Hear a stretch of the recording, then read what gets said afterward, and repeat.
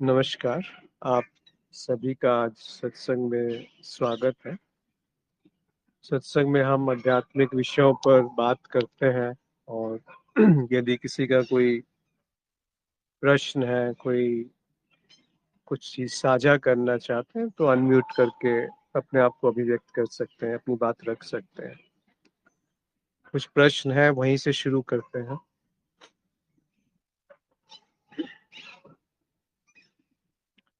सत्य और माया, क्या ये द्वैत नहीं है? सत्य और माया ही द्वैत है।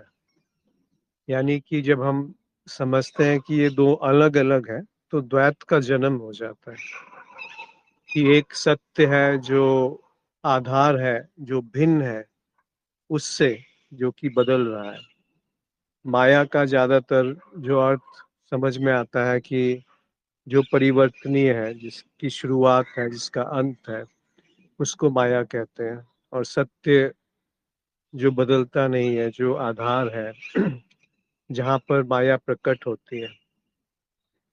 तो ये दो अलग अलग हैं, इसीलिए तो द्वैत पैदा हो जाता है। उसके बाद फिर और जो माया के अंदर अगर हम घुसते हैं तो उसमें बहुत सारे और सारे विभाजन उत्पन्न हो जाते हैं। फिर वहां द्वैत नहीं रहता, वहां पे 3, 4, 5 करोड़ों अनेकों तरह के विभाजन दिखते हैं प्रकृति में। पेड़ पेड़ में विभाजन है, पशु पशु में विभाजन है, इंसान इंसान में विभाजन है। विभाजन यानी कि भेद और अंतर, भिन्नताएं हमें दिखती हैं। पर क्या ये बात, अगर हम इसको अवलोकन में लाएं बिना किसी का सहारा लिए, एक शुरुआत से अगर हम शुरू करें कि क्या वास्तव में ये जो सत्य और माया जिसको हम कह रहे हैं, ये है क्या? तो माया और सत्य पे जाने से पहले अगर हम देखें कि हमारे सामने जो है वो है केवल प्रकृति, जो एक तथ्य के रूप में मौजूद है। यानी पेड़ है, पशु हैं, पंछी हैं, आकाश है, सूरज है, जल है, हवा है, शरीर है, ये सब प्रकृति का एक हिस्सा दिखते हैं। जहाँ पर बनना, बिगड़ना, शुरुआत, अंत, इस तरह की जो चक्र है, एक वृत्त है, एक गोलाकार वृत्ति है जिसमें ये घूमता रहता है। पर इस प्रकृति को हम माया नहीं कह सकते। तो अगर दूसरी तरह से इसको वर्णन किया जाए कि माया क्या है, तो वो जो प्रकृति के बारे में सोच है वो माया है। उससे जो अहम पैदा हो गया कि मैं अलग हूँ इस प्रकृति से, वो माया है। वो जो बुद्धि पैदा हो गई जो इसको विभाजित करके इसका उपयोग करना चाहती है, वो माया है। ये सब चीजें माया है, जिसको हम स्मृति, मन, बुद्धि, संकल्प, विकल्प, मोह, भ्रम, इन सब को हम माया कह सकते हैं। फिर सत्य क्या है? जैसे अगर हम देखें प्रकृति में, जो पृथ्वी है और जल है, अग्नि है, वायु है, इनमें सबसे सूक्ष्म आकाश है। पर आकाश का आधार क्या है? आकाश भी विलुप्त हो जाता है जहाँ पर चैतन्य है, जहाँ पर उसको जाना जा रहा है। तो वो जो जाना जा रहा है और जो उसका आधार है, जिसको जिस पे आकाश प्रकट है, उसको सत्य कह सकते हैं, जो प्रकृति का आधार है।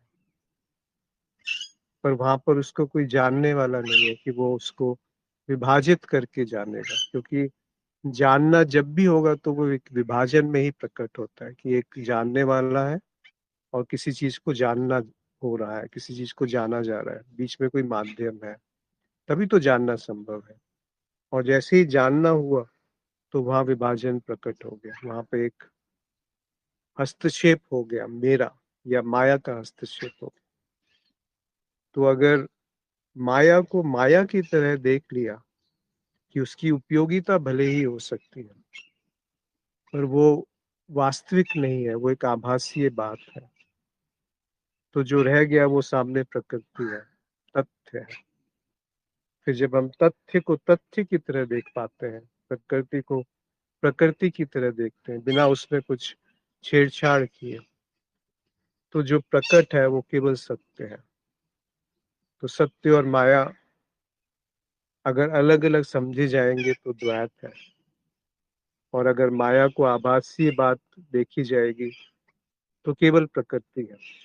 बल्कि ये भी कहना ठीक नहीं है कि सत्य है, क्योंकि प्रकृति से ही हम कुछ सूचना एकत्रित करके सत्य की कल्पना कर लेते हैं। बिना प्रकृति के सत्य की कोई परिभाषा भी नहीं हो सकती, कोई कल्पना भी नहीं हो सकती।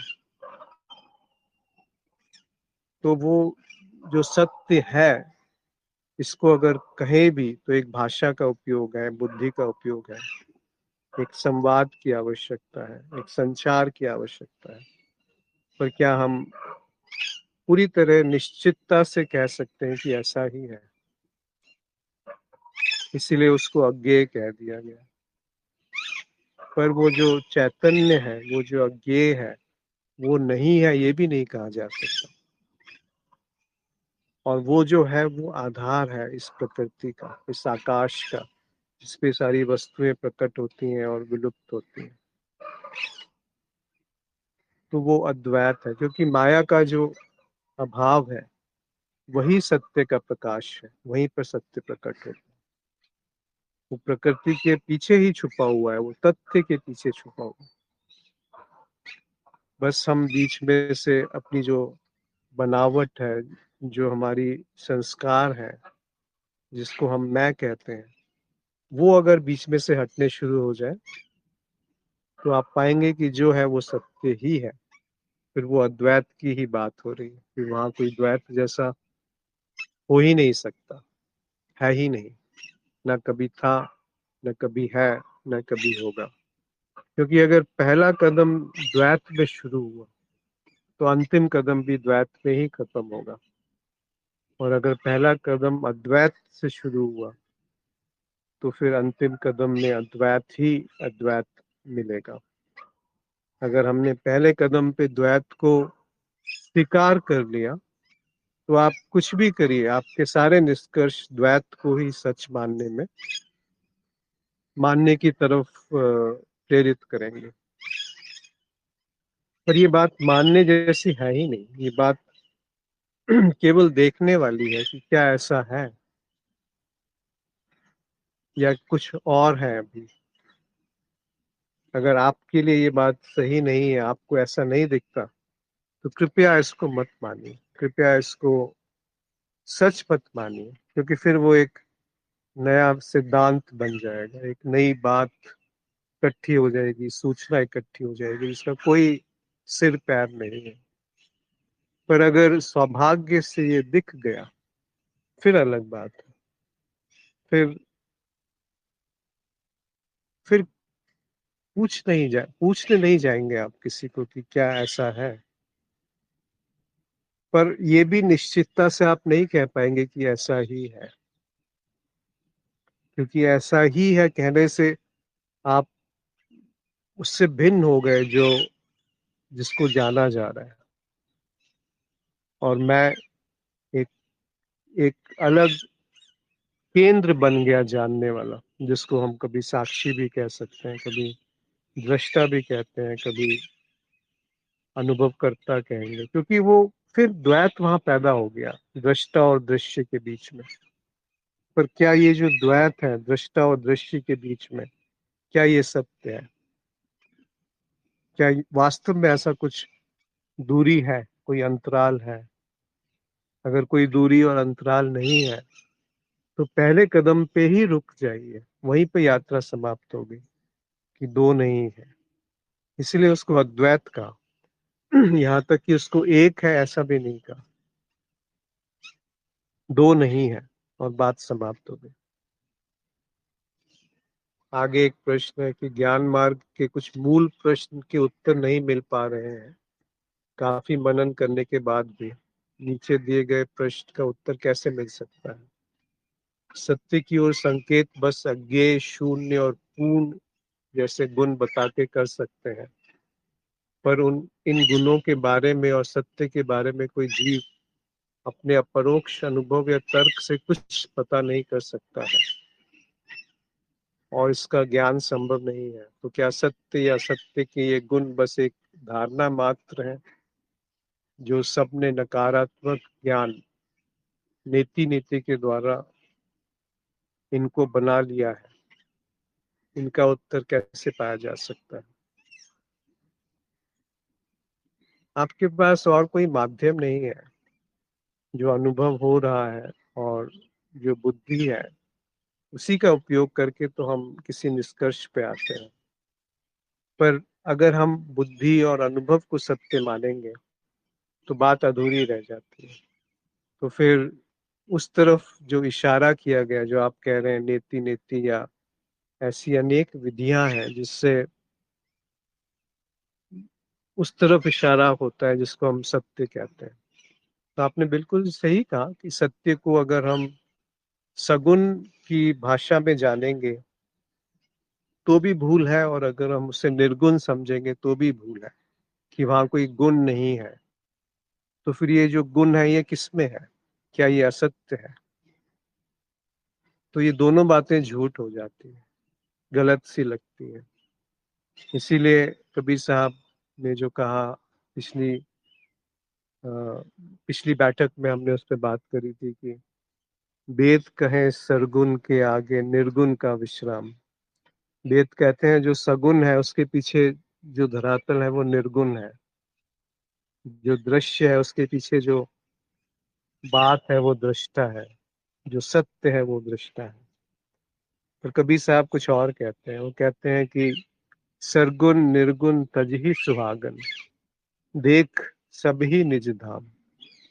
न सरगुण है न निर्गुण है, दोनों को ही, दोनों छूट जाते हैं। सुहागन यानी जो सौभाग्यशाली, जो जो अपने में समा गया है, जो उस एकत्व को या उस अद्वैत की तरफ दृष्टि हो गई है, जिसका रुख घूम गया है, अपने अपनी तरफ जो घूम गया है, उसको सुहागन कहा है। तो वो कहते हैं कि दोनों ही छूट गए, न सगुण रहा न निर्गुण रहा। फिर क्या हुआ? देख निज ही सब धाम, देख सभी निज धाम। निज मतलब जहाँ समय नहीं है, धाम मतलब जो घर है, और देख मतलब जो दिख रहा है उस समय।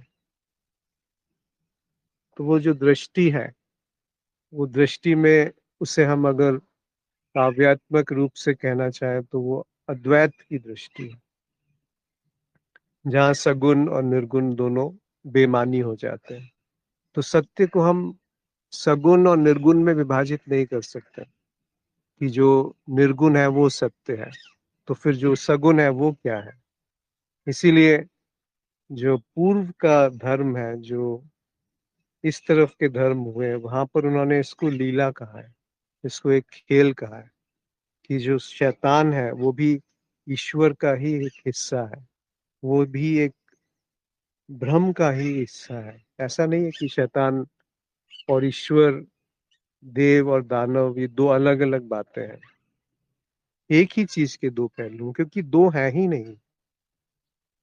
अगर ये देव और दानव का विभाजन बन गया तो फिर द्वैत पैदा हो गया। कोई भी विभाजन द्वैत पैदा कर देता है। पर वास्तव में कहीं पे ऐसा कुछ विभाजन है सगुण और निर्गुण का? क्योंकि जो निर्गुण है वही सगुण के रूप में प्रकाशित है। पर ये बातें बुद्धि में अगर हम समझने का प्रयास करेंगे, तर्क से समझने का प्रयास करेंगे, या अनुभव से जानने का प्रयास करेंगे, तो वो असंभव है। क्योंकि ये ना तो अनुभव में आएगा और ना तर्क से आप इसको जान पाएंगे। तो कुछ है जो बस है, वहां पे अगर हम अपने आप को विलुप्त कर देंगे तो, अपने आप को विलुप्त करने का अर्थ है जो माया है, जो बुद्धि है, जो मैं हूँ, जो मेरा होना है, जो मैं समझता हूँ कि मेरा होना है, या जो मैं समझता हूँ मेरा ना होना है, वो सब एक सिद्धांत, एक विचार के रूप में प्रकट होता है। वो प्रकृति नहीं है, क्योंकि प्रकृति और सत्य एक ही है। पर ये जो माया है, ये एक विभाजन बना देती है प्रकृति और सत्य के बीच में, मेरे और तुम्हारे के बीच में। तो सगुन निर्गुण तजहि सुहागन, देख सभी निज धाम।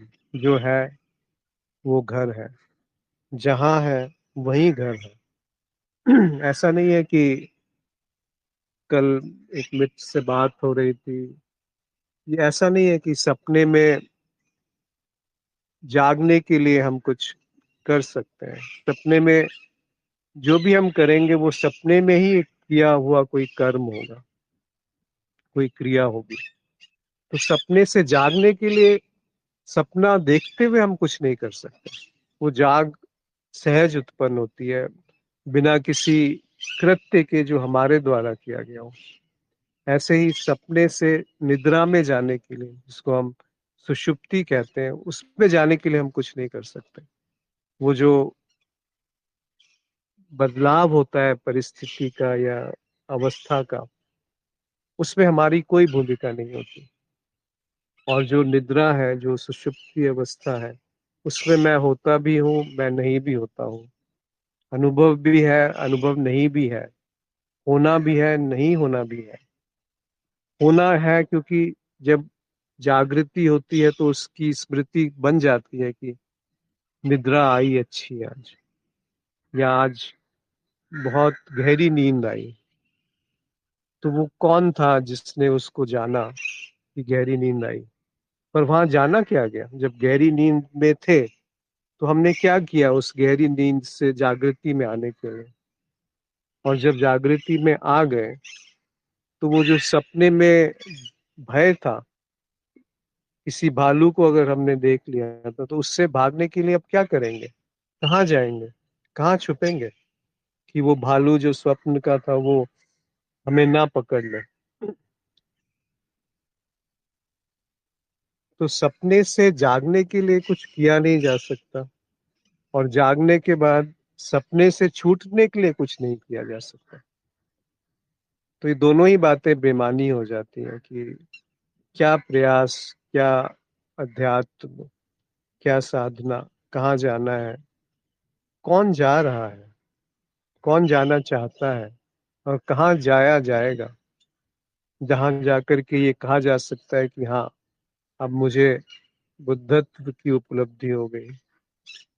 कौन सा उसका पैमाना है जिस पे उसको नापा जा सकता है कि इसको बुद्धत्व मिल गया और इसको नहीं मिला? किसको मिला? वो कौन सा धरातल है जहां पर बुद्धत्व प्राप्त होता है? क्या ऐसा नहीं कह सकते कि जो बुद्धि है उसकी सीमा दिखी और बात समाप्त? जो माया है वो माया के रूप में प्रकाशित हुई और बात वहीं खत्म।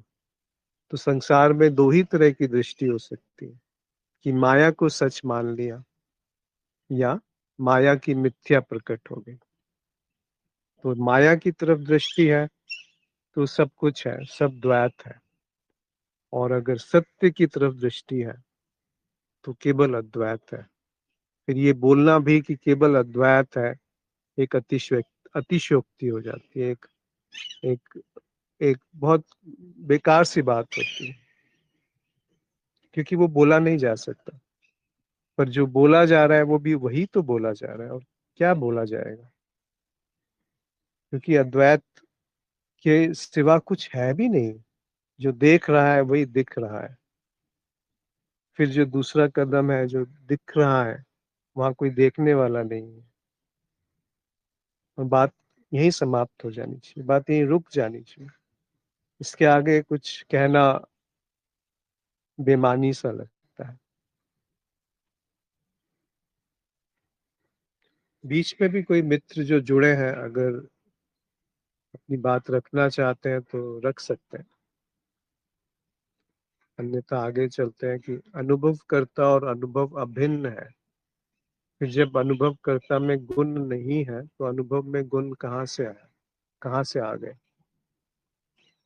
वही अभी बात हुई कि ये जो विभाजन है ये माया में प्रकट है, बुद्धि में प्रकट है। मैं के केंद्र होने से ये विभाजन प्रकट है कि दृष्टा और दृश्य अलग अलग है, और जो दृष्टा है उसमें कोई गुण नहीं है। तो दोनों ही या तो सगुण है या दोनों ही निर्गुण है। ऐसा नहीं कह सकते कि एक सगुण है और एक निर्गुण है, इसीलिए वो अद्वैत हुए ना। नहीं तो फिर एक सगुण है एक निर्गुण है तो एक, दोनों में भेद हो गया, दो अलग अलग बातें हो गई फिर तो। इसीलिए एक बीच का कदम ये लिया जाता है केवल समझाने के लिए कि देखो जो बदल रहा है वो मैं नहीं हूँ, जो इस बदलाव को जान रहा है वो मैं हूँ। पर ये केवल बहुत इंटरमीडिएटरी स्टेप है, बीच का स्टेप, बीच का कदम है। क्योंकि अब आगे का जब कदम उठाते हैं कि वो जो जान रहा है उसको जाना जा रहा है, उसी को तो जाना जा रहा है। क्योंकि अगर हम उसको कहते हैं कि वो अपरिवर्तनीय है, वो निर्गुण है, तो ये तो सगुण की बात हुई ना। जो कह रहा है कि वो निर्गुण है, ये तो बुद्धि की बात हो गई ना। इसीलिए जो भी जानेंगे वो एक सगुण की बात है। तो निर्गुण है या नहीं है, या वो सगुण से अलग है या नहीं है, ये नहीं कहा जाएगा, कहा नहीं जा सकता। तो दोनों में गुण है या दोनों निर्गुण है, बीच की कोई स्थिति नहीं। आगे लिखा है कि इससे ये बात भी सिद्ध होती है कि अनुभव में भी गुण नहीं है, अर्थात अनुभव जैसी कोई चीज होती ही नहीं है। फिर ये जो प्रपंच दिख रहा है वो क्या है? उसी को लीला कहा गया है। आपने सही कहा कि अनुभव जैसी कोई चीज होती ही नहीं है। एक घटना अगर हम उसमें महत्व नहीं दें तो फिर वो केवल एक घटना मात्र हो गई। उसको अनुभव जो शब्द है उसी में उसका अर्थ भी छुपाया है। जो अनु का अर्थ होता है बाद में, और भव का अर्थ होता है होना। जो हो गया उसके बाद में जो उसकी प्रतिभिज्ञा है, उसको जो जानना हो रहा है वो अनुभव है। पर वो जानने का केंद्र से ही वो जानना पैदा हो रहा है कि मैंने जाना। नहीं तो वो जानना भी रजिस्टर नहीं होगा, या वो जानना ऐसा होगा जिसमें होश उपलब्ध होगा। जैसे ही कहा जाता है कि मैंने जाना, तो वो होश का अभाव है। जैसे ही कहा जाता है कि मैं सो रहा हूं, तो वो सोने का अभाव है। जैसे ही कहा जाता है कि मैं जाग रहा हूं, तो वो भी सोने का अभाव है। इसी तरह से जब सो रहे हैं तो हमें पता नहीं होता कि हम सो रहे हैं, और जब हम जाग गए तो फिर वो सोने का अभाव। उसी तरह से जो होश है उसकी जानकारी, उसकी प्रतिभिज्ञा मुझे नहीं हो सकती। पर जब होश का अभाव है तब कहा जाएगा कि कभी होश था। क्योंकि वो थोड़ा सा दिखेगा, वो जो उसकी महक दिखेगी, उसकी जो छाप है वो दिखेगी। जैसे सपने के बाद जागने में भी उसकी थोड़ी देर स्मृति बनी रहती है, उसका प्रभाव शरीर पे दिखता है। वैसे ही ये जो होश है, यदि वो घटा तो उसके बाद की जो उसकी खुशबू है वो व्याप्त रहेगी। फिर उसको अगर आप दोबारा लाने का प्रयास करेंगे तो उससे छिटक जाएंगे, उससे दूर चले जाएंगे। या वहां कैसे दोबारा जाया जाए तो भी आप दूरी बना के रखेंगे। वो सहज अवस्था है, वो ऐसी अवस्था है जहाँ पे बुद्धि ने अपनी सीमा देख ली और एक कोने में जाकर के बैठ गई। मन, अहंकार, स्मृति ने अपनी सीमाएं देख ली, यथावत देख ली। फिर उसमें सहज नैसर्गिक रूप से कोई हस्तक्षेप नहीं हो रहा कि ये जो अभी है इसको ऐसा नहीं होना चाहिए। ये बात ही बेमानी हो गई। ये जो अभी है बस यही है। यहाँ कोई इसको इसमें छेड़छाड़ करने वाला कोई नहीं है, तो वहां मन पैदा नहीं होगा, वहां संकल्प विकल्प पैदा नहीं होंगे, वहां भूत और भविष्य पैदा नहीं होगा, वहां द्वंद्व पैदा नहीं होगा, और वहां दुविधा पैदा नहीं होगी। तो ये जो दुविधा है, जो द्वंद्व है, जो सुख दुख है, सही गलत है, अच्छा बुरा है, ये जो द्वैत है, ये द्वैत भी एक भ्रम है। और ये द्वैत जब अपनी सीमा में सिमटने लगा तो केवल अद्वैत है। वहां पर ये लीला की तरह फिर दिखता है, प्रपंच की तरह दिखता है। ऐसा लीला जहाँ कोई लीला करने वाला नहीं है, क्योंकि हम बुद्धि जो है वो प्रकृति में केवल करने वाले से संबोधित होकर के ही बन सकती है, काम करती है, कि मैंने किया तभी तो मेरी पहचान है। किसी से पूछें तो पहला सवाल होता है आप क्या करते हो, क्योंकि करने को हम जीवन समझते हैं और इसका विपरीत नहीं करने को हम समझते हैं कि ये बेकार है। पर ना करना सत्य है, ना नहीं करना सत्य है। ये दोनों बातें ही किसी विभाजन से प्रकट होती हैं। तो जो है सो है, उसमें कोई छेड़छाड़ नहीं है, उसमें कोई बदलाव की चाह नहीं है। तो जो रह गया वो सत्य है, जो रह गया वो होश है।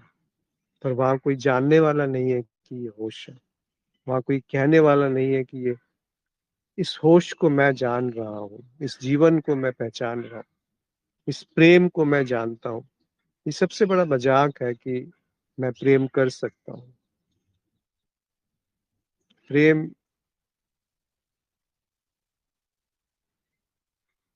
कबीर साहब कहते हैं कि ये जो प्रेम है ये खाला का घर नहीं। यहू घर कबीर, यहू घर कबीरा, यहू घर प्रेम का, खाला का घर नहीं।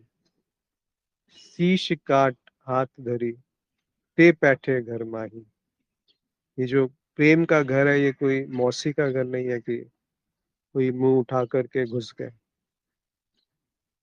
शीश काट हाथ धरी, ते बैठे घर माही। जहां मैं का केंद्र पूरी तरह समाप्त हो गया, वो प्रवेश कर सकता है जिसको प्रेम कहा गया। अन्यथा प्रेम के नाम पे हम स्वार्थ, भय, कल्पना कि मैं प्रेम करता हूँ या कोई मुझे प्रेम करता है, मैं प्रेम कर सकता हूँ या कोई मुझे प्रेम कर सकता है, ये सब बातें तो बहुत छोटी सी लगती हैं जब हम कबीर साहब के इस तरह के पद सुनते हैं। कबीरा यह यहू घर प्रेम का, खाला का घर नहीं। शीश काट हाथ धरी, ते बैठे घर माही। कैसे आप प्रवेश करेंगे? कबीर साहब आगे कहते हैं कि प्रेम न बाड़ी उपजे, प्रेम न हाट बिकाए। राजा प्रजा जे चाहे, शीश काट ले जाए। ऐसा नहीं कि वो साधना करके उसको जैसे फसल लगाते हैं उस तरह से आप उपजा सकते हैं, प्रकट कर सकते हैं प्रेम को या होश को। किसी तप से या किसी मेहनत से या किसी समझ से या बुद्धि से या किसी भी प्रयत्न से, प्रयास से, लक्ष्य से चल करके आप उसको उपजा सकते हैं, खाद डाल सकते हैं, रोशनी पानी से उसको प्रकट कर सकते हैं, असंभव है। और ना ही आप उसको पैसा देके खरीद सकते हैं, कोई व्यापार कर सकते हैं वहां पे। पर राजा प्रजा जे चाहिए, ऐसा नहीं कि वहां कोई भेद है राजा में और प्रजा में। दोनों, मतलब पुण्य में और पाप में, अच्छाई में और बुराई में, सही और गलत में, वहां ये सारा कोई भेद नहीं है। तो फिर उसमें शर्त क्या है? शीश दे ही ले जाए। अपना जो शीश है, अपना जो अहम है, वो जो माया है, जहां से माया निर्मित होती है, उसका जो स्रोत है, उसको विसर्जित होने दो। उसको विसर्जित होने का अर्थ है उसकी सीमा दिख गई। तो जो बच गया, शीश दे ही ले जाए, वही बस एक शर्त है उसकी।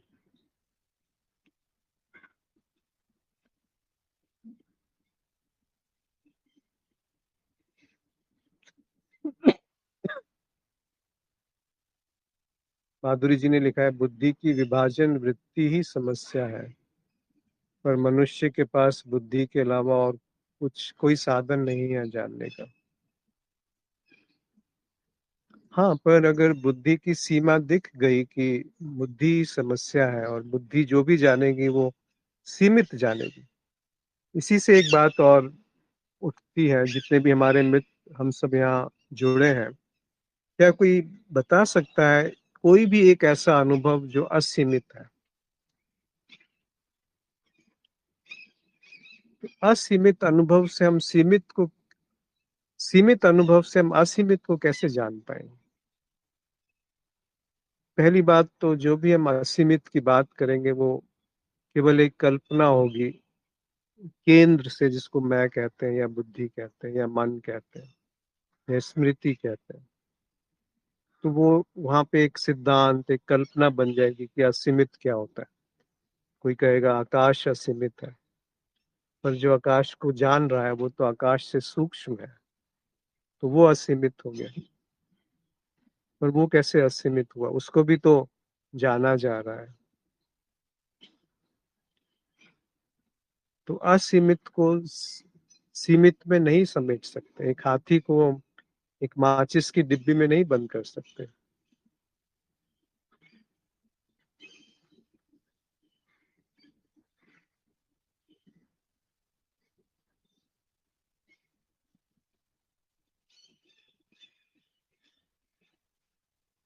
एक दो प्रश्न और है, फिर जो नीचे है उस पे भी आ जाते हैं जो लिखा है।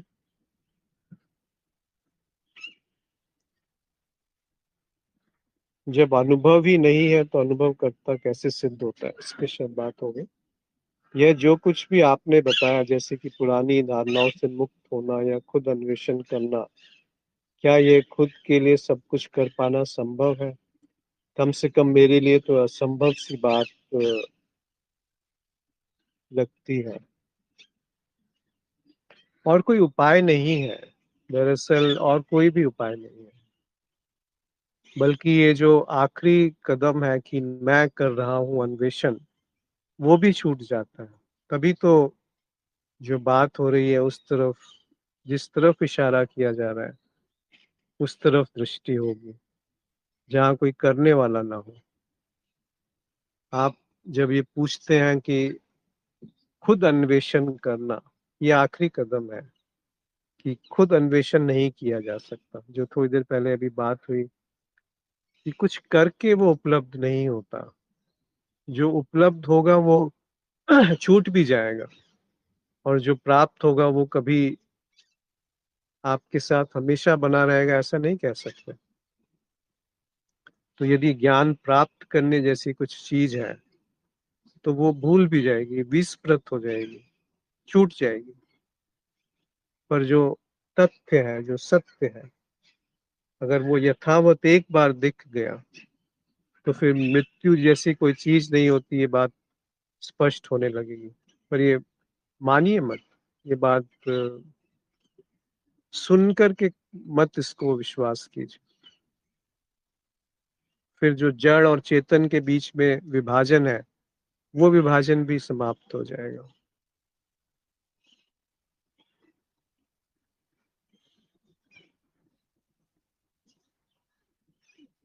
तो खुद ही करना पड़ेगा, और कोई उपाय नहीं है।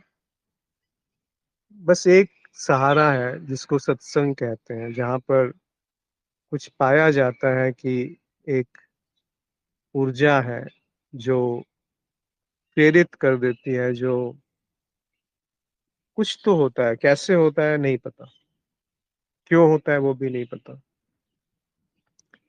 पर हाँ, जो सत्य में डूबा हुआ है, जहाँ व्यक्तित्व शून्य है, जहाँ मैं का अभाव है, उस उपस्थिति में कुछ घटता है। पर उसको एक, वो मत समझ लीजिए कि वो आश्रय हो गया। वो अगर उसमें फंस गए तो फिर उसमें बहुत भटकाव है। तो सबके प्रति कृतज्ञ रहिए, पर निर्भर किसी पे मत होइए। सीखिए, पर उनके व्यक्तिगत जीवन में मत झाँकिए, नहीं तो जो उन बात कही गई है वो छूट जाएगी। जो कहा गया है उसको मानना भी नहीं है और उसको नकारना भी नहीं है कि ये बेकार की बात है। उसको बस जाँचिए कि क्या ये बात सत्य है। उस व्यक्तित्व को बीच से हटा करके जाँचिए। वो सत्संग है, जहाँ सत्य का संग है।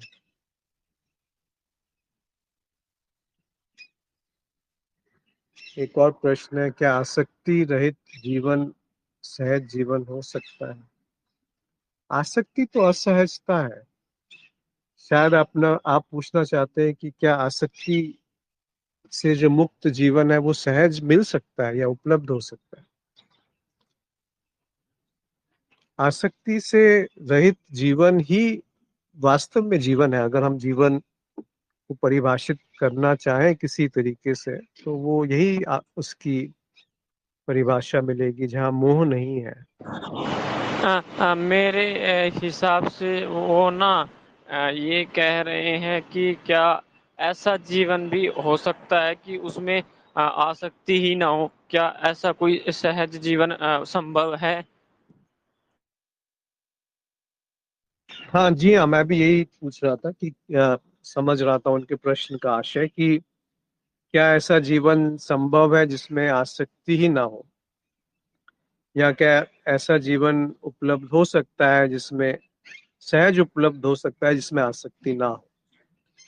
तो फिर बात वही घूम फिर के आ जाती है कि जीवन क्या है, किसको हम जीवन कहते हैं, और उसको क्या जाना जा सकता है कि क्या है जीवन। आसक्ति को देखा जा सकता है, मोह को देखा जा सकता है, इच्छाओं को देखा जा सकता है। आसक्ति होती क्या है कि जो अभी की स्थिति है उसको पकड़ के रखना, उसको जकड़ के रखना आसक्ति है। और अभी की स्थिति बदल जाए वो आकांक्षा है, इच्छा है, महत्वाकांक्षा है, चाहत है। पर जो अभी है वो बना रहे, उसी को मोह कहते हैं या आसक्ति कहते हैं। कि जो प्राप्त है वो छूटे ना। मुझे आसक्ति है अपने परिवार से, अपने धन से, अपने गुणों से, अपनी व्यक्तित्व से, अपने ज्ञान से, अपने जो मैंने अर्जित किया उससे आसक्ति है कि वो छूट ना जाए गलती से कहीं। तो आसक्ति से तो जीवन सिकुड़ गया, सीमित हो गया। और जब आसक्ति है तो असहजता प्रकट हो गई, वहां पे सहज नहीं हो सकता। व्यवहार जो है वो सहज नहीं होगा, क्योंकि एक विभाजन है उसमें कि ये मेरा परिवार है और ये दूसरे का परिवार है। तो दोनों के बीच में एक घर्षण शुरू हो गया, एक लड़ाई शुरू हो गई। लड़ाई कहने का अर्थ है कि क्योंकि साधन सीमित है, सुविधाएं सीमित है, एक ही पद को हासिल करना है, तो उससे आसक्ति है कि मुझे लोग बड़ा समझेंगे, क्योंकि मैं अपने आप को, जो मेरी उपलब्धियां हैं उनसे नापता हूँ, जो मैं करता हूँ उससे मैं अपने आप को तोलता हूँ, जो मेरे आसपास मैंने इकट्ठा किया हुआ है उससे मैं अपने आप को महत्व देता हूँ। तो आसक्ति होने से तो जीवन असहज हो जाएगा, फिर जीवन जाना ही नहीं गया। आसक्ति का जब अभाव है, वही चाहत का अभाव है। आसक्ति और चाहत में आप देखेंगे फिर भेद मिटने लगेगा, और वो जो अचाह की अवस्था है वही सहज अवस्था है, वही जीवन है। फिर वो जीवन क्या है आप शायद उसको वर्णित नहीं कर पाए शब्दों में, पर वो जीवन प्रकट रहेगा। वो जीवन, वास्तव में जीवन बहेगा वहां से, उस उस उपकरण से वो जीवन बहेगा, उस माध्यम से वो जीवन बहेगा। पर उस उपकरण के नहीं रहने से जीवन समाप्त हो गया, ऐसा नहीं होता। हम जीवन को जन्म और मृत्यु के बीच वाली कुछ घटना मानते हैं, पर वास्तव में क्या जीवन वही है, जन्म लेने से शुरू हुआ और मृत्यु पे समाप्त हो जाएगा। ये बात तो कुछ उचित नहीं लगती, तर्क संगत नहीं लगती। तो आसक्ति के बिना जीवन बिल्कुल संभव है। बल्कि कहा जाए तो आसक्ति होना ही एक तरह से नादानी है। पर आसक्ति के बिना जीवन ही सहज जीवन है। आसक्ति के बिना ही जो प्रकट है वो होश है, वही प्रेम है वास्तव में, वही जीवंत है। जो आसक्त है वो जीवंत है ऐसा भी नहीं कह सकते, क्योंकि वहां एक प्रमाद है, वहां पर एक नशा है, वहां जीवंतता नहीं है। एक दो प्रश्न और थे कि क्या अनुभवकर्ता के होने के लिए अनुभव आवश्यक है? हाँ, दोनों एक साथ पाए जाते हैं। ऐसा नहीं हो सकता कि अनुभव है और अनुभव करता नहीं है, या अनुभव करता है और अनुभव नहीं है। दोनों, पर ये दो नहीं है इसीलिए एक साथ पाए जाते हैं। जब वास्तविक में, अभी जैसे पहले कहा कि दृष्टा और दृश्य दो नहीं है, फिर दूसरी स्थिति है कि वो दृष्टि क्या है जिसमें कोई दर्शक नहीं है, कोई दृष्टा नहीं है, कोई अनुभव करता नहीं है। तो वहां पर जो है उसको हम फिर इस द्वैत में नहीं बांध सकते कि क्या अनुभव के होने से अनुभव, क्या अनुभवकर्ता के होने के लिए अनुभव आवश्यक है। फिर ये बात थोड़ा सा उस स्थिति के लिए उचित नहीं लगती। पर यदि अनुभव है तो उसका एक केंद्र है जिसको हम अनुभवकर्ता कहते हैं, या अनुभव को जानने वाला कहते हैं, दृष्टा कह सकते हैं, या साक्षी कहते हैं। तो अगर हम साक्षी और दृष्टा को जान रहे हैं तो इसका अर्थ है कि वहां पे कुछ जाना जा रहा है, नहीं तो साक्षी और दृष्टा भी विलुप्त हो जाएंगे। तो अनुभव को बनाए रखने के लिए अनुभवकर्ता की जरूरत है, और अनुभवकर्ता को बनाए रखने के लिए अनुभव की जरूरत है। इसीलिए अगर हम अद्वैत की बात करें तो वहां पे कोई अनुभव है पर अनुभव करने वाला कोई नहीं है, तो वह अद्वैत हो गया। फिर उसकी जो स्मृति है वो किसी केंद्र में स्मृति बनती है, वो केंद्र वहां पे पाया नहीं जाएगा जिसको हम साक्षी या दृष्टा का केंद्र कह सकते हैं, क्योंकि अद्वैत में वो केंद्र नहीं है। एक और प्रश्न है कि अनुभव का माध्यम इंद्रियां है, इंद्रियों का माध्यम मन है। क्या मन के अनुपस्थित होने पर अनुभव नहीं हो सकता, अतः अनुभव करता भी नहीं बचेगा?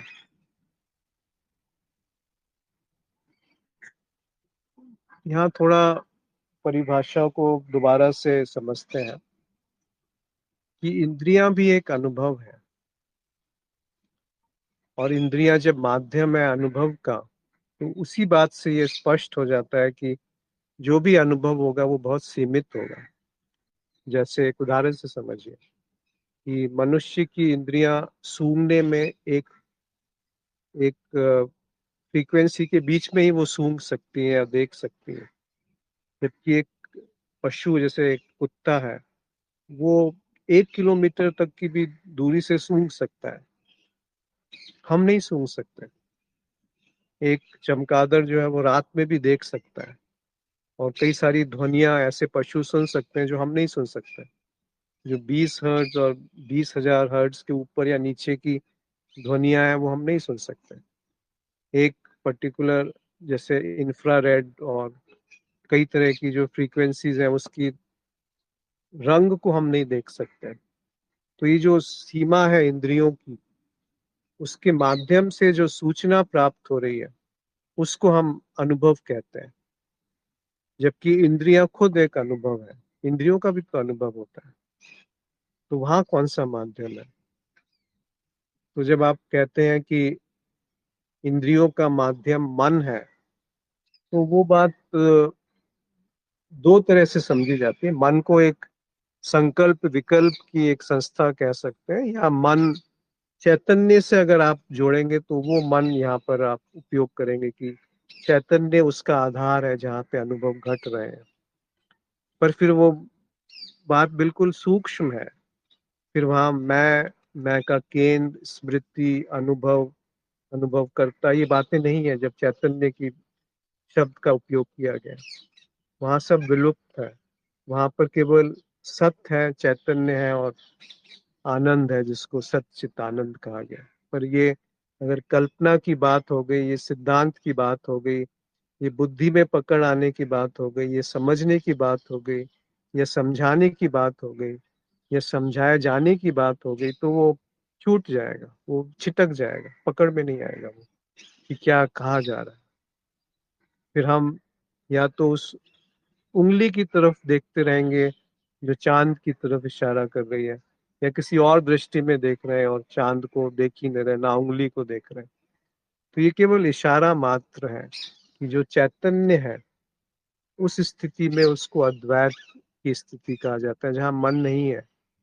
मन को दो तरह से समझ सकते हैं, या तो चैतन्य या फिर एक आभासीय संस्था।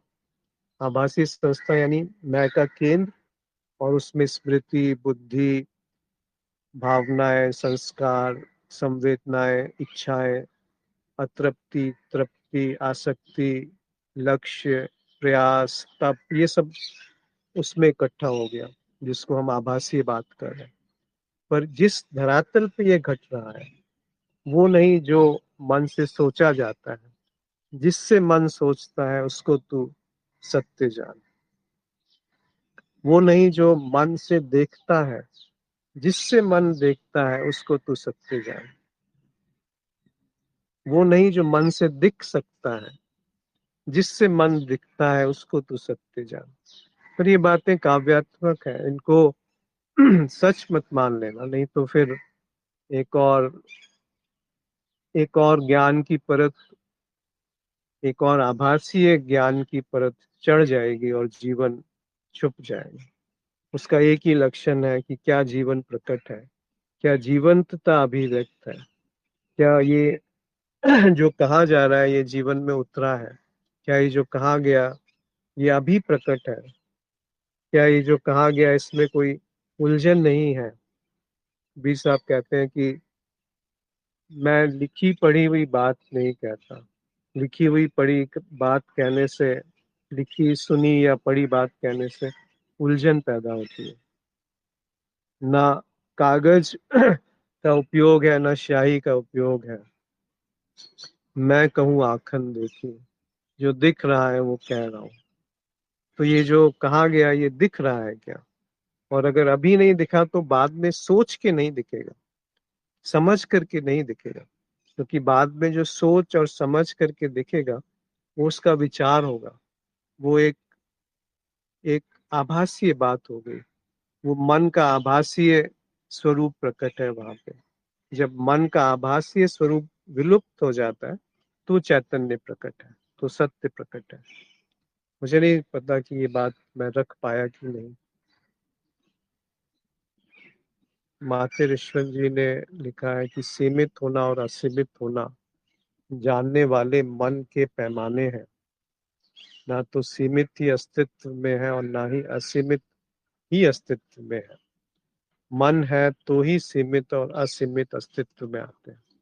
जी, साधु, बहुत सुंदर। और आगे उन्होंने लिखा है कि प्राय सब यहाँ सत्संग में एक ही मूल प्रश्न बार बार सामने आता है कि सभी समस्याओं का कारण क्या है, और इसका उत्तर सामान्यतः एक ही होता है, अहम भाव ही सभी का कारण है। कभी कभी प्रश्नकर्ता मैं, अहम, केंद्र या मन जैसे शब्दों का भी प्रयोग करता है, परंतु सारतः सभी प्रश्न एक ही होते हैं। प्रश्न एक ही है, इसलिए उत्तर भी एक ही दिया जाता है। जी, परंतु जब उत्तर मिल चुका है तब भी प्रश्न क्यों यथावत बने रहते हैं बहुत से। आखिर प्रश्नकर्ता ने कुछ तो समझा ही होगा, और अगर समझा है तो प्रश्न समाप्त क्यों नहीं हो रहे? क्या प्रश्नकर्ता वास्तव में इस उत्तर को समझ नहीं पा रहे हैं, या फिर कुछ और कारण है जिससे प्रश्न बने हुए हैं? आप ही बताइए, क्योंकि ये समस्या तो बड़ी विचित्र है कि जो इतना सहज है वो क्यों नहीं दिखता। जब ये कहा गया कि दो ही दृष्टि संभव है पूरी मनुष्यता में या तो माया की तरफ दृष्टि है या सत्य की तरफ दृष्टि है, या माया को सत्य मान लिया है या सत्य को की तरफ रुख है। इतनी सी बात अगर समझ में आ गई तो अध्यात्म समाप्त हो गया। दूसरी बात है कि क्या कोई उत्तर कोई ग्रहण करता है या कोई उत्तर कोई ग्रहण कर सकता है, क्योंकि जो भी प्रश्न पूछा गया वो संस्कारों से उपजा है, वो एक स्मृति से उपजा है, वो एक सीमितता से निकला है, और जो उत्तर आया है वो भी शब्दों में एक सीमित रूप से प्रकट है। पर इन दोनों के पीछे, जैसे आपने कहा कि सीमित और असीमित का विभाजन मन से है या माया से है, वास्तव में ऐसा कोई विभाजन नहीं है सगुण और निर्गुण का। तो प्रश्न का उत्तर कैसे दिया जाएगा? मौलिक प्रश्न यही है कि वो अहम भाव ही सबका कारण है। जो भी दुख है या समस्या है, उसका जो मौलिक कारण है वो अहम का होना है, मेरा होना है। पर क्या हमारे अंदर वो साहस है कि मैं के होने को छोड़ दूं? क्या हमारे अंदर ये साहस है कि मैं ही समस्या हूं, इस बात को यथावत देख सकूं? शायद हम इसको सैद्धांतिक रूप से समझते हैं, फिर उसका एक विचार बना करके उसको स्मृति में ज्ञान की तरह संकलित कर लेते हैं, पर जीवन में नहीं उतरता। फिर जैसे ही हमने पूछा कि ये जीवन में कैसे उतर जाए, फिर एक समस्या खड़ी हो गई। फिर वो ये वाली समस्या पहली वाली समस्या से ज्यादा विकट है कि होश को कैसे बनाया जाए। मतलब हम चाहते हैं कि मैं भी बना रहूं और होश भी दिख जाए। प्रेम गली अति साकरी तामे दो न समाए, जब मैं था तो हरि नाही, अब हरि है तो मैं नाही। ये जो हरि है मैं नाही वाली स्थिति पे बात ना ही करी जाए तो अच्छा है।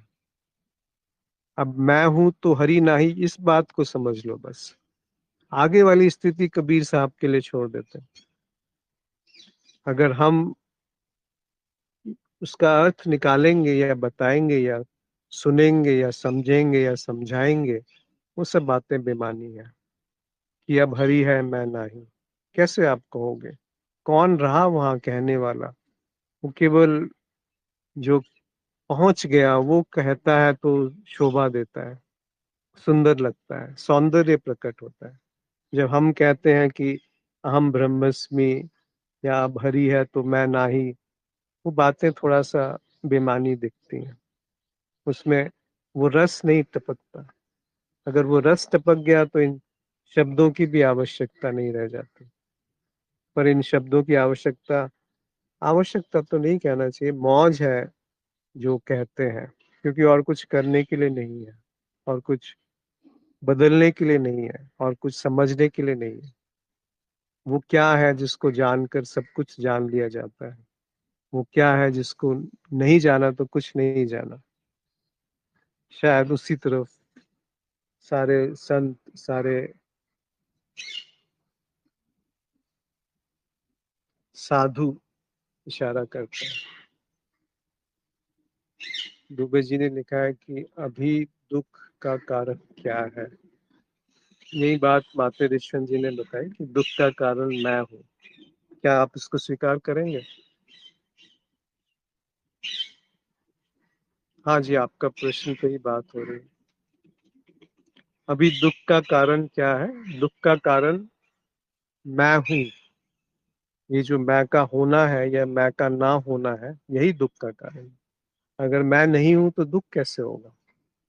और मैं हूं तो दुख का निवारण संभव ही नहीं है। जो आर्य सत्य है बुद्धा जी के, उसमें चार बातें कही है कि जीवन में दुख है। फिर दूसरा कहा कि उसका उपाय है। तीसरा कहा उसका कारण है। दूसरी बात कही कि दुख का कारण है। तीसरा कहा कि उसका एक उपाय है, एक मार्ग है। फिर चौथी बात कही कि उसके परे एक स्थिति है। पर ये प्रारंभिक बातें हैं जो आर्य सत्य है, हम इनमें इनको ही नहीं समझ पाते। अंत में बुद्धा ने कहा कि दुख नहीं है, दुख का कोई कारण नहीं है, उसका कोई मार्ग नहीं है, और ऐसी कोई स्थिति नहीं है जहाँ दुख नहीं है। क्योंकि जब दुख ही नहीं है तो उसके निवारण की बात तो बेमानी हो गई, उसके कारण की बात बेमानी हो गई। तो ये दोनों जो एक्सट्रीम्स हैं, दोनों जो सिरे हैं, कि दुख है और दुख नहीं है, इसके बीच में माया चलती है, इसके बीच में वो द्वंद्व प्रकट होता है कि दुख है तो उससे कैसे निकलूं। पर प्रश्न ये उचित है कि कौन है जो दुखी है, और जो दुखी है क्या वो दुख से अलग है, क्या वो दुख से भिन्न है, और यदि वो दुख से भिन्न नहीं है तो वो दुख का निवारण कैसे करेगा, या दुख का सत्यापन कैसे करेगा। मातृ जी ने लिखा है कि मुझे लगता है हमने द्वैत और अद्वैत को जीवन की रस्सी के दो छोर मान लिए हैं, जहाँ एक छोर से दूसरे छोर तक भाग रहा है, जबकि जीवन कोई रस्सी नहीं है और ना ही द्वैत और अद्वैत अस्तित्व में है। लेकिन प्रश्नकर्ता द्वैत को एक छोर जो कि समस्या है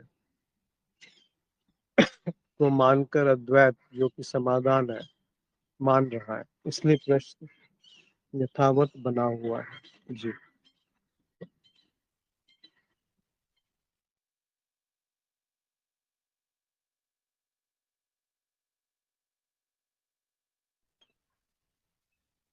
जी बिल्कुल सही कहा आपने, और ऐसा ही मुझे भी दिखता है जो आप कह रहे हैं। और कोई मित्र कुछ कहना चाहते हैं, या ऐसी कोई बात जो बिल्कुल सही नहीं है आपके अनुभव से, तर्क से, या किसी अन्य विषय पे बात करना चाहते हैं?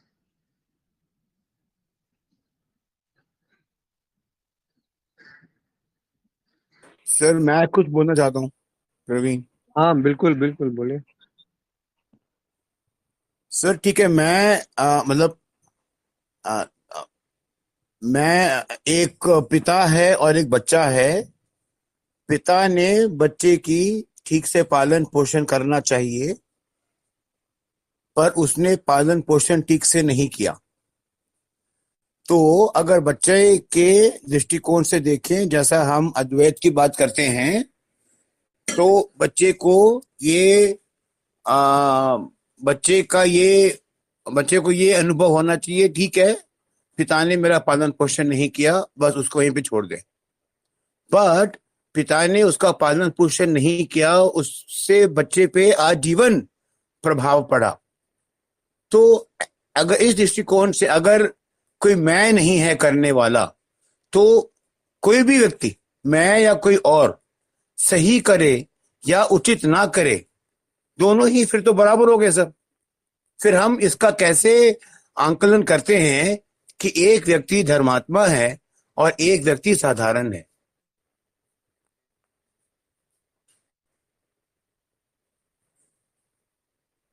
तो ये आकलन करने की जरूरत क्यों है? ठीक है सर, आपने आकलन भी पहले, पर फिर मतलब दोनों सिर समान आप हो गए सर। किस किस आधार पे ये कहते हैं कि कोई धर्मात्मा है? व्यवहार से, व्यवहार उसके तो दान पुण्य से, जैसे उसकी। मैंने अभी एक एक उदाहरण दिया सर कि एक पिता को अपने बच्चे का ठीक से पालन पोषण करना चाहिए, बहुत ही साधारण सा वो है, मतलब उदाहरण है।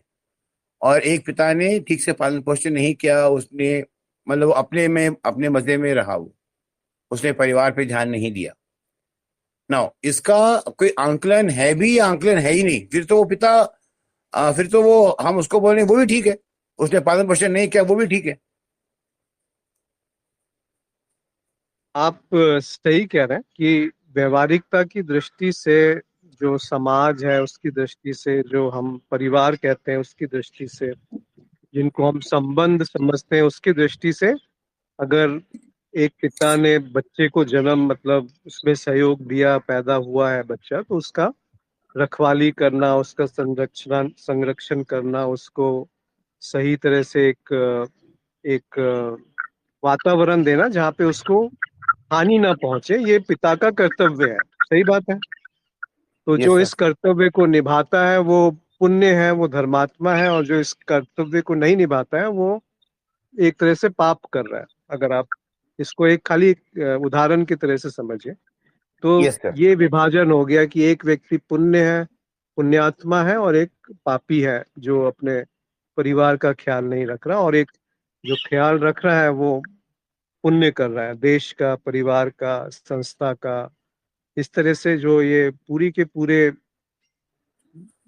एक कर्तव्य बने हुए हैं कि ये करना चाहिए, क्योंकि आप भाई हो तो ये पति हो, पिता हो, बेटे हो, तो ये सारे आपके कर्तव्य हैं जो समाज ने निर्धारित किए हैं।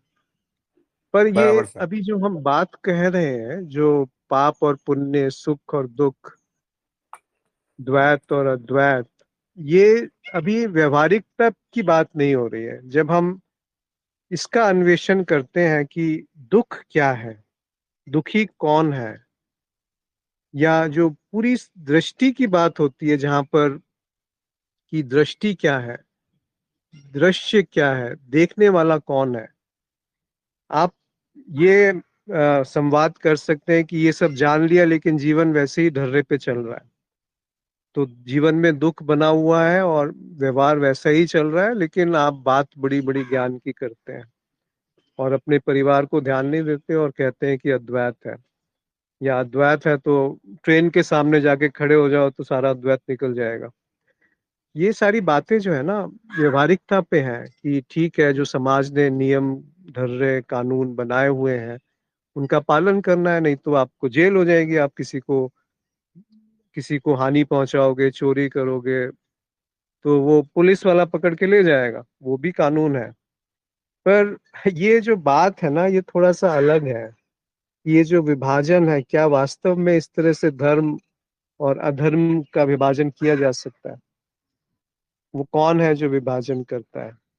अगर मैं अपने परिवार से प्रेम करता हूँ तो उसमें क्या ये शामिल नहीं हो गया कि जो मेरा परिवार नहीं है उससे मुझे कोई लेना देना नहीं है? क्या ये बात प्रेम की है, या ये बात सर एक आप बिल्कुल सही कह व्यवहारिकता रहे हैं। की है? ये परिवार तो एक सीमित हो गया, एक एक अध्यापक है जो एक स्कूल में पढ़ा रहा है, भले हिंदी पढ़ा रहा है या विज्ञान पढ़ा रहा है या संगीत पढ़ा रहा है, और जो बच्चे हैं वो उसके अपने बच्चे नहीं हैं, वो स्कूल में आते हैं। उसका उनके प्रति दायित्व क्या है? एक मैनेजर है, उसके नीचे लोग काम कर रहे हैं। एक फैक्ट्री का सुपरवाइजर है, उसके नीचे वर्कर काम कर रहे हैं।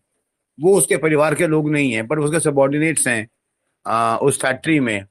मतलब बीसियों उदाहरण है। और जब जब तक हम इस मतलब एक सब आपसे मतलब ये एक प्रश्न है कि ये जो हम जैसे हम ये सत्संग में जो सिद्धांत की बात करते हैं, जहाँ पे हम अद्वैत को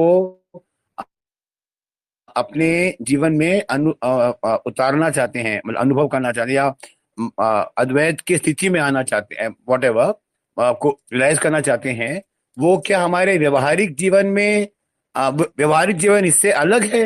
व्यवहारिक जीवन में ये लागू नहीं है अद्वैत का प्रिंसिपल? मेरे ख्याल से, मतलब मेरे को ऐसा लगता है कि आ, अद्वैत का प्रिंसिपल तो व्यवहारिक जीवन में भी उतरना चाहिए, तभी वो संपूर्ण होगा।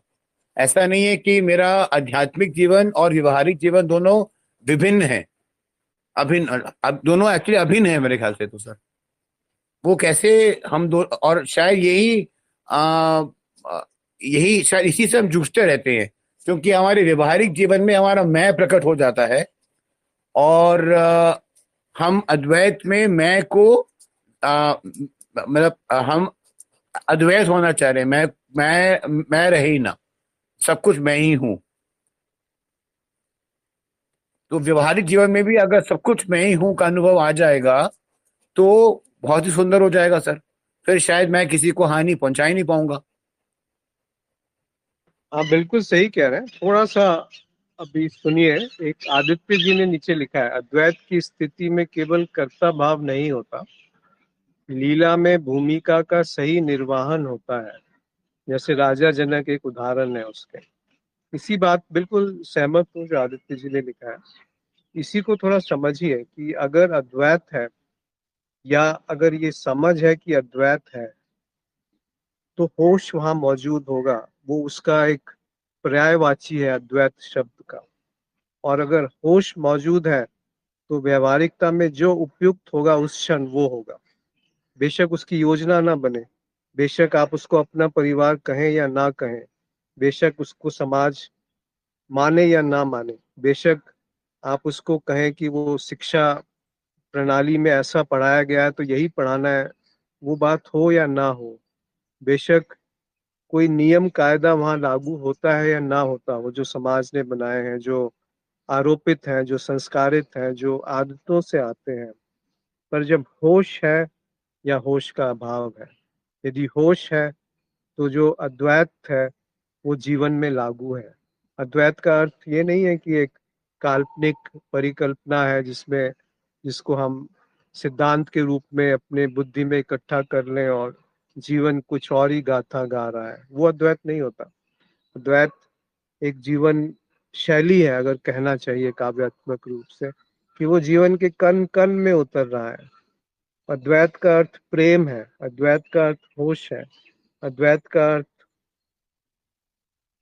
आप बुद्धि से नहीं समझ पाएंगे, अगर आप समझ के उसको समझेंगे तो वो समझ प्रकट नहीं होगी। और जब तक वो समझ प्रकट नहीं हुई तो ये बात बिल्कुल सही होगी कि एक विभाजन बना रहेगा कि एक पापी है, एक पुण्य है। कौन निर्धारित करेगा कि कौन पापी है और कौन पुण्य है? अगर पाप है तो एक ही पाप है, बेहोशी में जीना, और अगर पुण्य है तो एक ही पुण्य है, होश को अवसर देना। अगर होश है तो जो भी बहेगा आपके माध्यम से वो पुण्य होगा, उसमें पाप हो ही नहीं सकता, जिसको हम सामाजिक रूप से पाप और पुण्य कहते हैं। बेशक लोग मार देते हैं, जीसस को सूली पे चढ़ा दिया, क्यों? क्योंकि उन्होंने कहा कि I am the son of God, I am the only son of God. इसी तरह सुकरात को जहर दे दिया, मीरा को मारने का प्रयास किया गया, कबीर को कितना प्रताड़ित किया गया। तो जो सत्य बोलता है, जो सत्य देखता है, जो सत्य समझता है, उसको समाज स्वीकार करे, ये कोई मापदंड नहीं हो सकता। या तो वो झूठ कहते हैं, हो सकता है कि वो झूठ कह रहे हो, आप खुद देखिए कि अगर होश है तो किस तरह की का व्यवहार जीवन में प्रकट होता है। पर व्यवहार एक एक तरह का व्यवहार प्रकट है तो होश है, वो बात झूठ हो, वो बात नहीं कह सकते क्योंकि इस तरह का होश है तो इस तरह का व्यवहार है तो उसका अर्थ है कि होश है। नहीं नहीं, आप होश को किसी भी व्यवहार में निर्धारित नहीं कर सकते। कभी वो होश आपको उकसाएगा कि किसी की किसी को अपशब्द कह दे, वो कभी होश आपको प्रेरित करेगा कि किसी को सहला दो, तो वो होश में हुआ कि वो बेहोशी में घटा।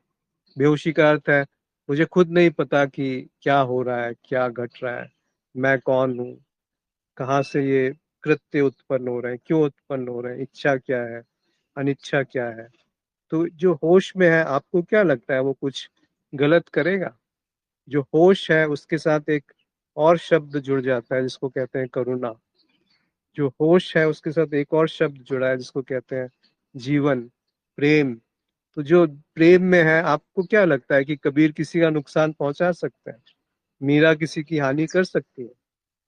तो ये जो है ना, ये जीवन में उतरता है तभी वो अद्वैत का अर्थ है, अन्यथा वो एक सिद्धांत हो गई और जीवन कुछ और चल रहा है। तो वो धर्म से विश्वास इसीलिए लोगों का उठता है, क्योंकि जो तथाकथित रूप से जो हम धर्म समझते हैं, धर्म का अर्थ है रित, नियम, जो जो अकाट्य है, जो अकथ्य है, जो है पर वो शायद हम बयान नहीं कर सकते, वो धर्म है। ये नहीं हिंदू मुस्लिम सिख ईसाई धर्म है। ये कौन सा धर्म हुआ हिंदू मुस्लिम सिख ईसाई? समझ रहे हैं आप इस बात को?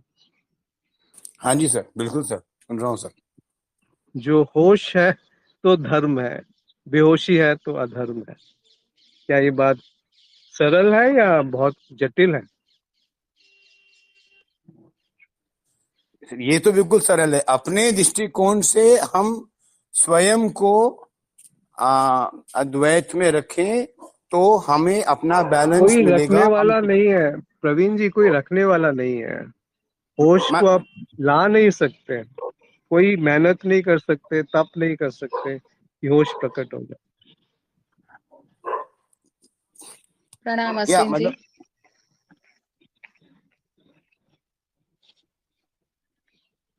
हाँ, एक मिनट, प्रवीण जी से बात पूरी होने दें, वेदिका जी कुछ कह रही जी थी। जी हाँ जी जी। प्रवीण जी बोलिए, आप कुछ कह रहे थे शायद।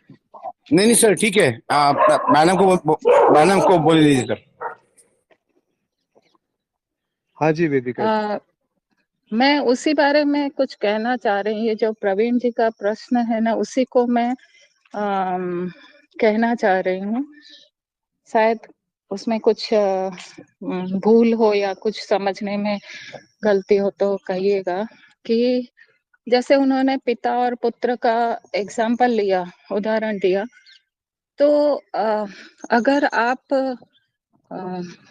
अपनी तरफ दृष्टि रखें, जैसे अध्यात्म में कहते हैं कि स्वयं की ओर दृष्टि, तो अगर मैं स्वयं की ओर दृष्टि मेरी है और मैं एक पिता बन के बच्चे का लालन पालन कर रहा हूँ, तो फिर जो उन्होंने प्रश्न उठाए कि क्या ये सही है या गलत है, क्योंकि आप पिता बन रहे हो, आप व्यवहार में हो, आप द्वैत में हो, तो फिर सारे प्रश्न उत्तर को आपको समाधान प्रस्तुत करने होंगे, उसी हिसाब से आपको समाज में रहना होगा, क्योंकि आप कौन हो?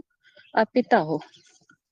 लेकिन जब हम अध्यात्म में सुनते हैं, समझते हैं और अपने स्वरूप में, मतलब हम अगर कुछ बने ना, क्योंकि बनना हुआ सारा तो आभासिक घटनाएं हैं जो मैं स्वयं के द्वारा ही निर्मित हो रहा हूँ और स्वयं ही बन रहा हूँ, तो फिर विचार वहां पे जाते हैं, तर्क वहां जाता है कि फिर मैं वास्तविकता में मैं कौन हूँ।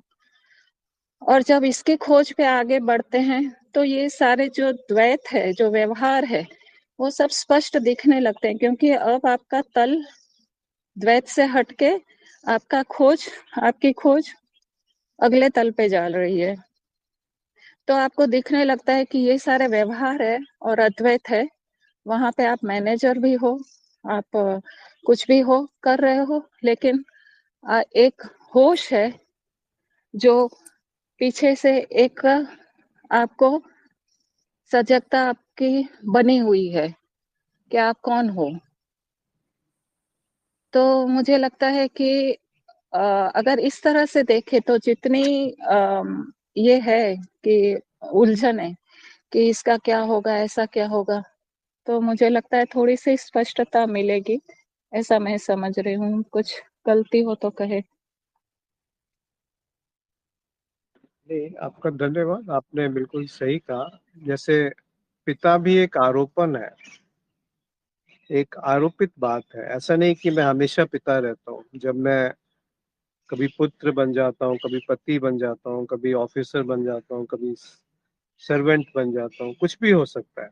तो ये जो मैं है, ये आरोपित है पिता के रूप में, इन सब भूमिकाओं के रूप में। तो वो जीवन क्या है जो सब भूमिकाओं से मुक्त है, जो सारी मेरी भूमिकाओं से मुक्त है, जो मेरे होने से मुक्त है, जो मेरे बनने से मुक्त है, जो मेरे जानने से मुक्त है, जो मेरे नहीं जानने से मुक्त है, जो मेरे नहीं होने से मुक्त है। क्या वो नहीं है जीवन? या ये जो आरोपित उपाधियां हैं, जिनको हम कभी मैनेजर कहते हैं, कभी पिता कहते हैं, कभी पति कहते हैं, कभी धर्म कहते हैं, कभी धार्मिक कहते हैं, ये सारी जो उपाधियां हैं, ये कहाँ से हमारे दिमाग के अंदर घुस गई हैं? अगर मैं पिता बन के बैठ गया तो एक बच्चे से मेरा जुड़ाव हो गया, तो बाकी सारे जो बच्चे हैं उनसे एक दूरी पैदा हो गई। एक परिवार को तो मैंने अपना मान लिया, पर बाकी जितने भी परिवार है उनसे कोई लेना देना नहीं है। वो तो करुणा नहीं हुई, वो तो प्रेम नहीं हुआ, वो तो सम्यक दृष्टि नहीं हुई। इसी तरह से होश का अभाव या होश प्रकट है, यही एक मापदंड है जिसमें धर्म और अधर्म, पाप और पुण्य, के रूप में बंटवारा किया जा सकता है। जैसे वेदिका जी ने कहा, जब हम इस तथ्य को देखते हैं कि पिता होना पूर्ण वाली बात नहीं है, होश वाली बात नहीं है, इसका अर्थ ये नहीं कि मैं पिता की भूमिका नहीं निभा रहा हूँ, वो तो अवश्य आप निभाइए। अगर आपने पैदा किया तो बच्चों का ख्याल रखना आपका कर्तव्य है, पर क्या वो जो भूमिका निभाना है वही मैं हूँ? क्या है वो जो व्यक्तित्व जो ओढ़ लिया गया है समाज के कारण, मान्यताओं के कारण, संस्कारों के कारण, अपने ज्ञान के कारण, अपने अज्ञान के कारण, क्या वही वास्तविकता है? क्या वही सत्य है? क्या वही प्रेम है? क्या वही उपस्थिति है? क्या वही मौजूदगी है? क्या वही सम्यक दर्शन है? क्या वही दृष्टा और दृश्य वहां पे विभाजन हो गया है? क्या वही बुद्धि की पराकाष्ठा है? क्या वही संतों का गान है? उस तरफ जब दृष्टि जाती है तो ये सब बातें अपने आप अपनी वस्तु स्थिति में प्रकट होने लगेंगी। यानी कि अगर होश है तो जो उपयुक्त है वो आपके माध्यम से घटने लगेगा। आप वहां पे घटाने वाले नहीं होंगे, करने वाले नहीं होंगे, कुछ लक्ष्य बनाने वाले नहीं होंगे। पर ये अब कैसे बताया जाए इसको, बस होता है ऐसा कुछ। उसको खुद अवसर दीजिए जीवन में, फिर बताइए कि क्या है, कि वो जीवन क्या है जिसमें मेरी कोई भूमिका नहीं है। तो क्या मैं बिल्कुल अराजक हो गया, अपने सारे दायित्व से मुक्त हो गया, अपनी सारी जिम्मेदारियों को छोड़ के भाग गया? कौन भागा? अगर वो भागने वाला बना रहा तो ये प्रश्न समझा ही नहीं कि वो जीवन क्या है जिसमें मेरी कोई भूमिका नहीं है। अगर मैं भाग रहा हूँ अपने जिम्मेदारियों से, दायित्व से, तो फिर बात कहाँ हुई पूरी? कबीर साहब कहते हैं कि मैंने परिवार छोड़ा और एक कमंडल लेके निकल गया, फिर उस कमंडल से पूरी माया उत्पन्न हो गई, फिर मैं कमंडल और वस्त्र त्याग करके नग्न घूमने लगा। तो क्या ये उपाय है कोई? फिर वो कहते हैं जब मैंने कामना को त्यागा तो क्रोध उत्पन्न हो गया, क्रोध को त्यागा तो मोह उत्पन्न हो गया, मोह को त्यागा तो अहम उत्पन्न हो गया। तो वो क्या है जो त्याग रहा है? तो माया, जब मन में वैराग उत्पन्न होता है तब माया का त्याग होता है। फिर शब्द में सुरत समाई, मन बैरागी माया त्यागी, शब्द में सुरत समाई। फिर जो शब्द है जो कहा जा रहा है उसी समय होश प्रकट है, वहीं पर होश प्रकट है। एक तरफ साहब कह रहे हैं कि माया न तजी जाए, माया को त्यागा नहीं जा सकता। फिर साथ में कहते हैं कि माया, मन बैरागी माया त्यागी। जब तक त्यागने वाला बना हुआ है मेरे रूप में, तब तक माया नहीं त्यागी जा सकती। और जब माया का त्याग होता है तो मन का भी त्याग हो जाता है, मैं का भी त्याग हो जाता है। वो वास्तव त्याग है, जहाँ पे त्याग करने वाले को त्याग का पता न चले, जहाँ होश में आने वाले को होश का पता न चले, जहाँ प्रेम की अभिव्यक्ति में कोई प्रेमी ना रहे। क्या ये संभव नहीं है कि प्रेम की अभिव्यक्ति भरपूर हो रही है लेकिन कोई प्रेम करने वाला ना हो? तो वो क्या जीवन है जिसमें मेरी कोई भूमिका नहीं है? वहां जाकर के सारा अध्यात्म समाप्त हो जाना चाहिए। अगर उसके बाद भी अध्यात्म बचा हुआ है तो फिर हम सिद्धांतों में, शब्दों में, मान्यताओं में, ज्ञानी बनने में, गुरु बनने में, शिष्य बनने में उलझ जाएंगे। तो आज के लिए यहीं पर विराम देते हैं। आप सबका बहुत बहुत आभार। कोई और प्रश्न हो तो आप लिख करके भेज सकते हैं, और भी कोई मित्र अपनी बात रखना चाहते हो, अपने तरीके से अभिव्यक्त करना चाहते हो, तो आप सबका स्वागत है। आप अपने आप को अभिव्यक्त करिए, क्योंकि ये जो माध्यम से अभिव्यक्त हो रहा है, ये इसमें त्रुटियां हैं, बहुत सारी त्रुटियां हैं। तो उनको आप अभिव्यक्त करेंगे तो वो दिखेंगी, और आपको अपनी त्रुटियां दिखेंगी जब आप अपने आप को अभिव्यक्त करते हैं। तो मेरा तो यही निवेदन है कि अभिव्यक्त कीजिए, ये मत सोचिए कि कोई और क्या सोचेगा, वो सब बेकार की बात है। जो है सो है, उसमें बदलाव की कोई आकांक्षा मत रखिए। वही होश है, वही जीवन है, और शायद वही प्रेम है। तो आप सबका बहुत बहुत आभार आज जुड़ने के लिए। नमस्कार। हेलो महाराज, प्रणाम। मैं इस ग्रुप में पहली बार जुड़ा हूँ आज से, और मैं कुछ बोलना चाहता हूँ, अगर आपकी अनुमति हो तो। आज थोड़ा सा समय ज्यादा हो गया, आप अगर अलग से बात कर सकते हैं या फिर अगले शनिवार सुबह थोड़ा 7 बजे जुड़े। प्रणाम प्रणाम। जी जी, आप लिख के भेज दीजिए और अलग से उस पर चर्चा कर लेंगे, या आपसे अलग से समय लेकर के बात कर लेते हैं। जी, आपसे बात करेंगे। ठीक, जी, प्रणाम। नमस्कार।